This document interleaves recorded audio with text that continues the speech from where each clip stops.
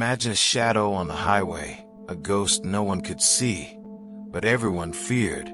For over 10 years, someone was hunting the most vulnerable people in America and getting away with it. He didn't just kill, he vanished them. No trace, no evidence, nothing but fear left behind. And the way he did it? Cold, calculated, and unlike anything you've ever heard before. This is the story of the Bone Collector, a serial killer who left experts baffled and communities gripped by fear. A monster who hunted along Interstate 40, vanishing as quickly as he appeared, taking his victims with him. But the greatest mystery wasn't just who he was, but where he took them, leaving behind only the chilling void of their disappearance. Number 1. Robert Ben Rhoades. In the mid-1970s, a disturbing pattern began to emerge along America's interstate highways, a pattern that would haunt law enforcement for over 15 years. Truck stops, desolate rest areas, and remote stretches of road became hunting grounds for a predator whose signature was not just murder, but complete disappearance. This was the terrifying reality created by Robert Ben Rhoades, a long-haul truck driver whose seemingly ordinary life masked a monstrous secret. Born in 1945, Rhoades lived a nomadic existence, perfectly suited to his dark desires. He married and divorced several times, had children, and maintained a superficial normalcy. But beneath this facade, he harbored a twisted obsession with torture, sexual sadism, and ultimately murder. His preferred targets were young female hitchhikers, runaways, or sex workers who frequented truck stops. Individuals often estranged from their families, making their disappearances less immediately noticed. This enabled Rhoades to operate for years, almost entirely undetected. His method was chillingly consistent. He would lure victims into his custom-built 18-wheeler, often a dark blue Peterbilt. Inside, he had meticulously converted the sleeper cab into a mobile torture chamber. It was soundproofed, equipped with restraints, chains, and an array of tools for torture. This mobile dungeon allowed him to kidnap, brutalize, and eventually kill his victims in complete isolation, often while miles from where they were abducted. After the murder, Rhoades would dismember the bodies, taking the time to remove any trace of his victims, often disposing of their remains in remote, unmarked graves across multiple states. This meticulous post-mortem cleanup earned him the moniker the Bone Collector among investigators. One of his earliest known victims, though her identity remains unconfirmed, is believed to be 14-year-old Kimberly Ray Compton, who disappeared from her home in Seattle, Washington, in January 1978. She was seen hitchhiking near a truck stop, a detail that perfectly fit Rhoades' pattern. Years later, investigators would connect her disappearance to Rhoades based on the discovery of some of her belongings in his possession. In 1984, the abduction of 20-year-old Deborah Jean Landon of Dallas, Texas, cemented Rhoades' horrifying modus operandi. Landon, a hitchhiker, was last seen near a truck stop. Her disappearance, like many others, was initially baffling. It was only after Rhoades' eventual capture that the full horror of her fate would be revealed, confirming she had suffered a prolonged and horrific ordeal in his torture chamber.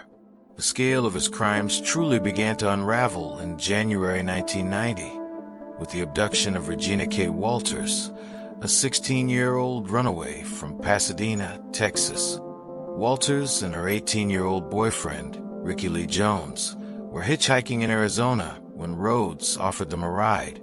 After a brief stop in Las Vegas, Rhoades inexplicably turned on Jones, killing him in cold blood and disposing of his body in a remote desert area. He then continued with Walters, holding her captive for several days. During this time, Rhoades subjected Walters to unimaginable torture, filming her ordeal with the Polaroid camera. These photos, later discovered by law enforcement, would become some of the most haunting and definitive pieces of evidence against him. One photo in particular would become iconic in true crime lore. It depicted a terrified Regina K. Walters, her hair crudely cut short, wearing a black dress and high heels, standing against a plain backdrop, clearly distressed. She had been forced to pose in Rhoades's torture chamber.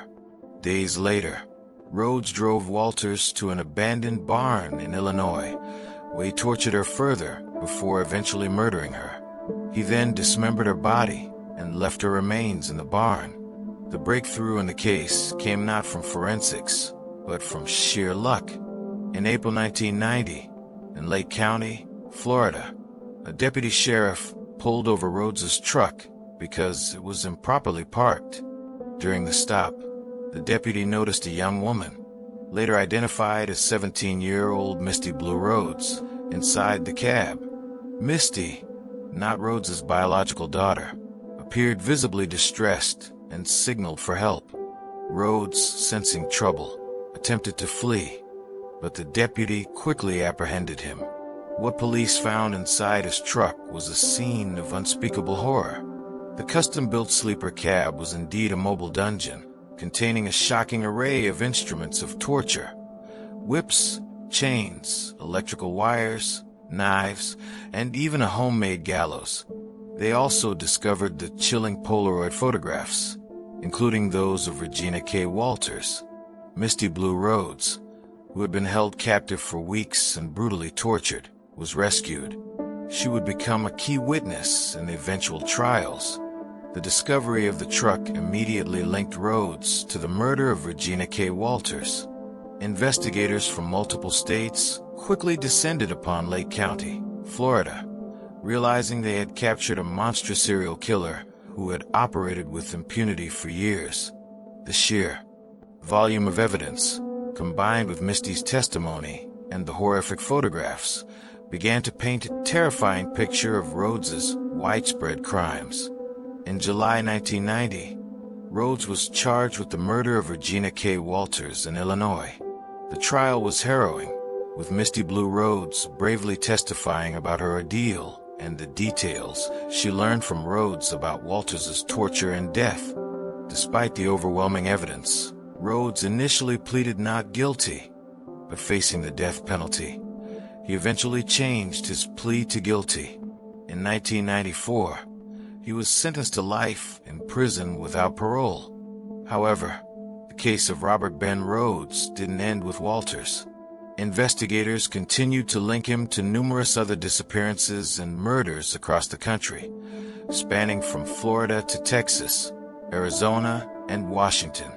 Due to his meticulous disposal of bodies, many of his victims have never been found, making precise conviction counts difficult.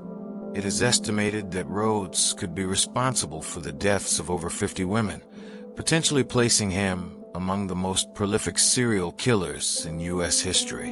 One of the most persistent mysteries surrounding Rhoades is the ultimate fate of many of his victims. Despite years of searching, extensive mapping of his trucking routes, and interviews, the whereabouts of numerous individuals he is suspected of killing remain unknown. This enduring mystery is a testament to the chilling effectiveness of his methods. Where did he bury them? What secrets lie buried beneath countless miles of forgotten American landscape? Today, Robert Ben Rhoades, the man infamously known as the Bone Collector, remains incarcerated at the Pontiac Correctional Center in Illinois. Now 79 years old, he is serving multiple life sentences, ensuring that he will spend the remainder of his life behind bars. His existence within the confines of the prison walls serves as a grim, unsettling reminder of the hidden predators who once roamed freely across America's highways, and the silent, terrifying secrets they ultimately take to their graves. The capture of Robert Ben Rhoades ended one nightmare, but it merely opened the door to a far larger, more unsettling truth about the scale of his crimes. The questions surrounding his dozens of other potential victims, and how he vanished them without a trace, remain. If this chilling dive into the Bone Collector's world has gripped you, then brace yourself, because what's coming next is darker, deeper and far more disturbing. We're about to descend into the shadows of America's highways, places where victims vanished and no one ever looked again. Make sure you're subscribed and have that notification bell rung. Trust me, you do not want to miss what we're about to uncover. And tell us in comments, given Rhoades' meticulous methods, what terrifies you the most? Is it the silence after a scream, the bodies never found, or the truth that he might have done it all without ever leaving a single trace? If you've subscribed, then let's go deeper, because the horror is just beginning. The arrest of Robert Ben Rhoades was initially a breakthrough in a single missing persons case, that of Misty Blue Rhoades, the brave young woman found alive in his truck. But as investigators painstakingly processed the evidence, a horrifying pattern began to emerge. The truck itself, a seemingly ordinary dark blue Peterbilt 18-wheeler, proved to be anything but. His sleeper cab was no mere resting place. It was a meticulously engineered, soundproof chamber designed for unspeakable acts. The chains, the whips, the electrical wires. It was clear this was a mobile torture unit, allowing Rhoades to commit atrocities anywhere he chose, then drive away, miles from the scene of the crime. This mobility was key to his decades of evasion. He wasn't confined to a single location. The highways were his hunting ground, and his truck, his grim sanctuary. Over the years, Rhoades had logged hundreds of thousands of miles across virtually every state. His life as a long-haul trucker provided the perfect cover for his monstrous desires.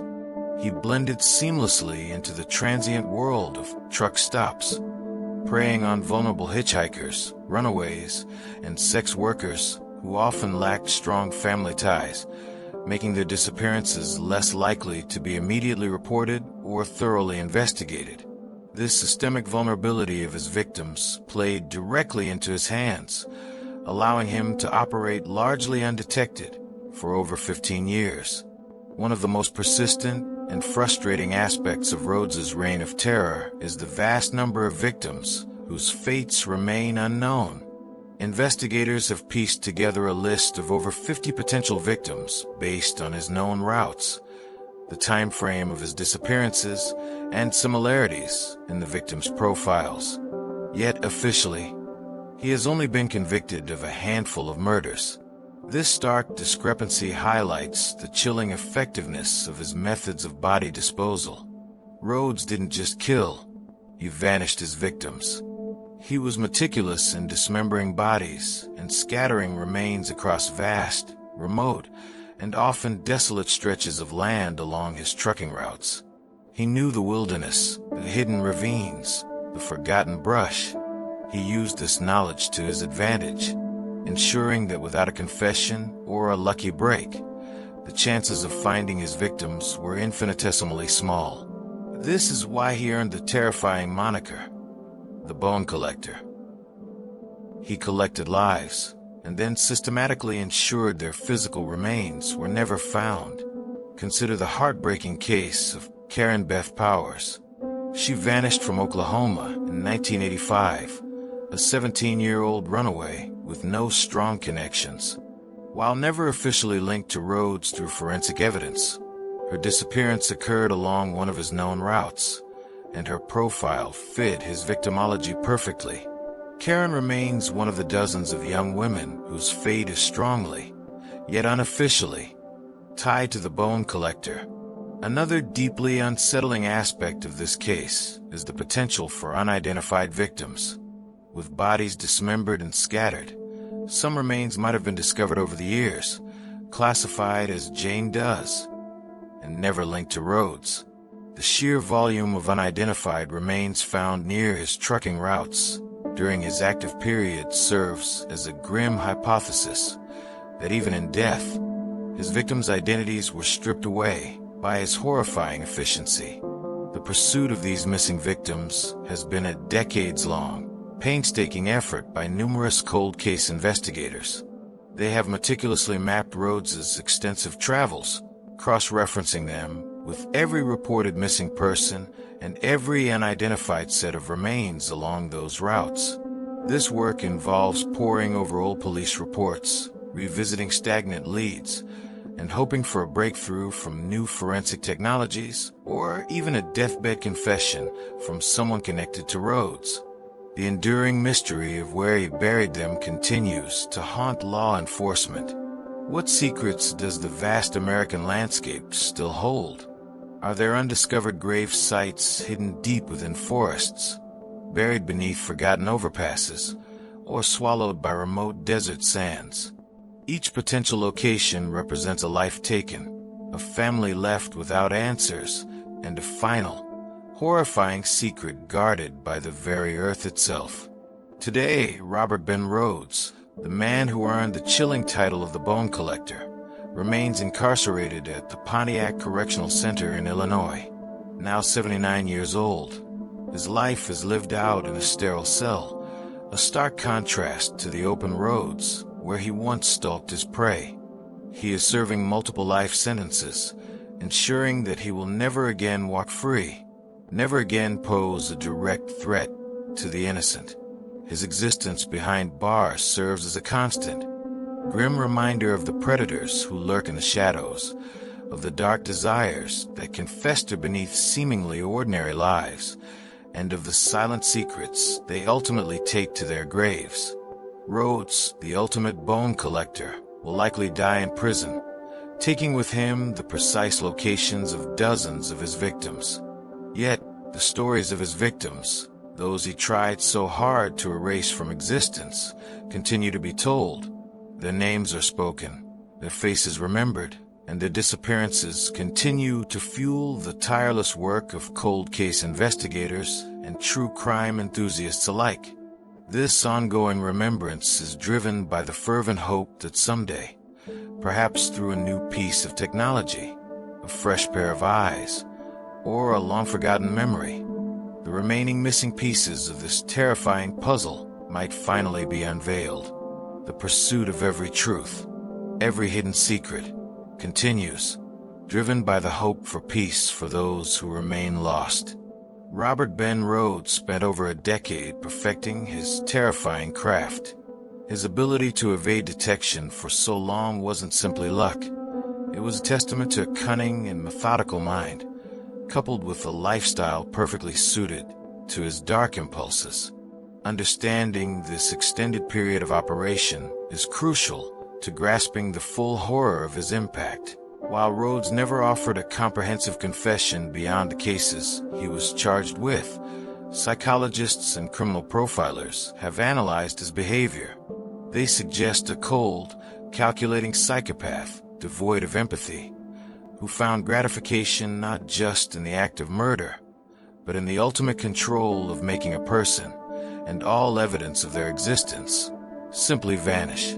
The dismemberment and scattering of remains weren't just about avoiding capture. They were acts of ultimate dehumanization, an assertion of power over the victim's very memory. For years, Robert Ben Rhoades lived a double life. To his family and acquaintances, he was a seemingly ordinary truck driver. He married multiple times, had children, and presented a facade of normalcy. This ability to compartmentalize his life, maintaining a mundane existence while secretly committing horrific acts, is a common, yet chilling, trait among many serial killers. It allowed him to move freely, without suspicion, as he crisscrossed the nation, leaving carnage in his wake. One of the most persistent questions in the Rhoades case involves how close he came to being caught earlier. There were indeed almosts, moments where a different decision, a sharper eye, or a simple twist of fate could have unraveled his crimes much sooner. For instance, reports indicate that prior to his capture in Florida, authorities had been alerted to suspicious activity involving his truck on at least one occasion, but nothing concrete came of it. Imagine the countless lives that might have been saved if these early warnings had been fully understood. The critical turning point, the eventual capture by sheer chance, highlights the limitations of investigative methods during the pre-DNA era.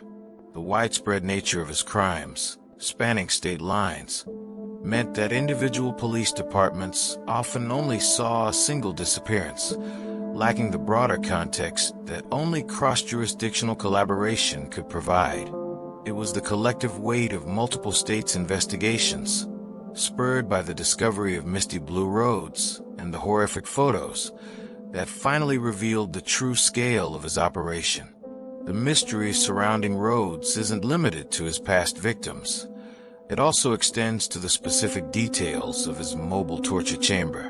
While Misty Blue Rhoades provided harrowing testimony, the full, unvarnished story of each victim's final moments, the precise sequence of their torture, and the exact methods of their demise, remains largely locked within Rhoades's mind and the silent confines of the prison where he now resides.